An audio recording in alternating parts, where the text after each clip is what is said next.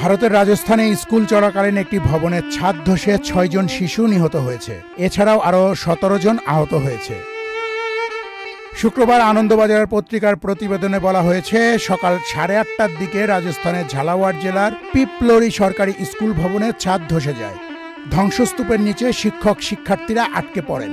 পরে ঘটনাস্থলে পুলিশ, স্থানীয় এলাকাবাসী ও ফায়ার সার্ভিসের কর্মীরা উদ্ধার কাজ শুরু করেন। জানা গেছে, বিদ্যালয় ভবনটি ২০ বছরের বেশি পুরনো, একেবারে জরাজীর্ণ অবস্থায় ছিল।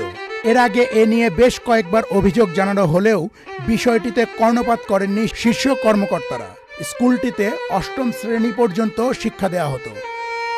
স্থানীয়রা বলছেন, এলাকায় গত কয়েকদিন ধরে টানা ভারী বৃষ্টিপাত হয়েছে, সেই কারণে ছাদটি ধসে পড়ে। প্রত্যক্ষদর্শীরা জানিয়েছেন, ধসের শব্দ এবং ছাত্রদের তীব্র চিৎকার শুনতে পান তারা। তড়িঘড়ি করে ঘটনাস্থলে পৌঁছে তারা দেখেন চারিদিকে ধুলোয় ভর্তি, বাড়িটি পুরো ধসে গেছে।